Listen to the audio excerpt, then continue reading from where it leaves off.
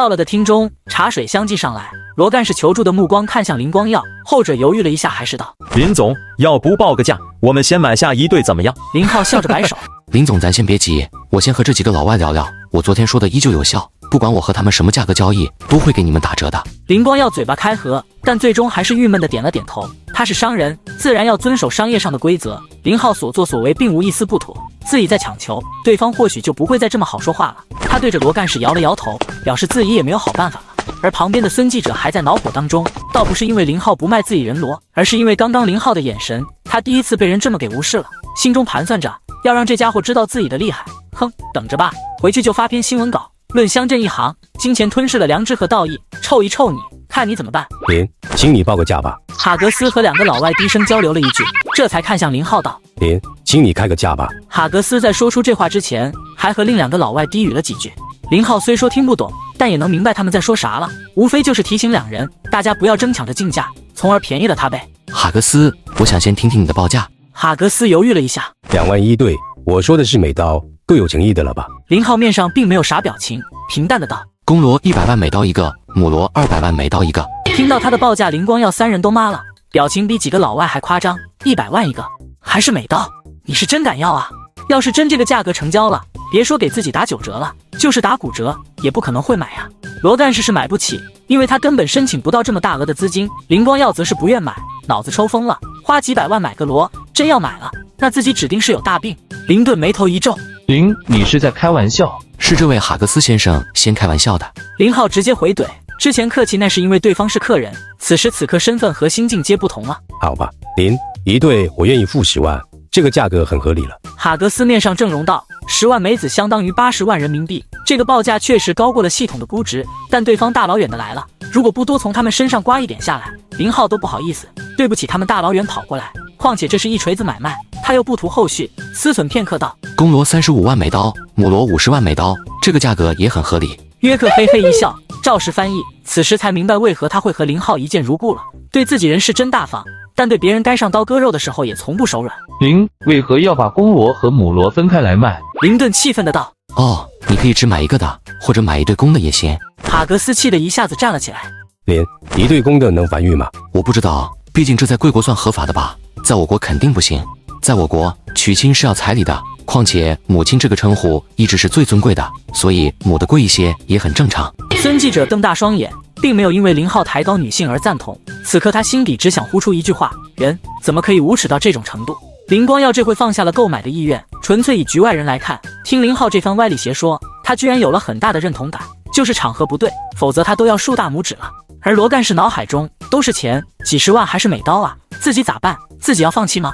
想到这里，他默默地走了出去，看来是该给单位打个电话，似乎昨晚孙镇长所提的建议也不是不能再协商一下。林，你这是抢劫！抱歉，华夏是礼仪之邦，我们从来不干这事，这活你们倒是挺擅长的。约克面上抽了抽，委屈地看了眼林浩，很想告诉老板一句自己是好人。哈格斯被气得胸腹不停地起伏。林，这样我们是谈不好的。林浩一指旁边的林光耀：没事，我自己的同胞正在等着购买，因为你们是远来的客人，所以紧着你们先。当然，如果你们确认不买，那么我会便宜一点卖给我的同胞。说到这里，他矜持一笑：你们也知道，外贸和内销的价格有些不同，每个国家都一样的。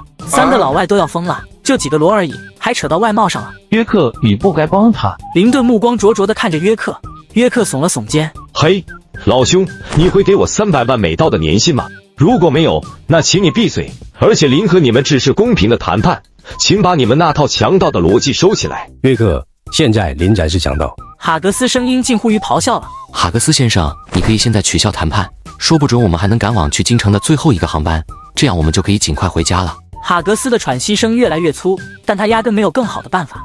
而胖胖的罗里一直没有吭声，也没较大的情绪波动。此时见双方僵持，他才开口：林，我们远道而来，足见诚意，还请你给我们一个合理的价格。如果我们接受不了，那也不再打扰，现在就走。林浩眼神微眯，这胖子挺厉害啊。他看出了林光耀他们只是虚张声势，根本不是自己找的最佳买主，明着告诉自己，再不重新报价，那索性就一拍两散。林浩当然不虚，还是那句话，他不指望这笔钱买米下锅。罗里先生认为什么价格合适？当然，如果你们报的价悬殊太大，我想也没必要再谈下去。你们也知道，我还有贵客需要接待。以退为进，逼着自己表态，那老子就逼着你们表态。威胁自己。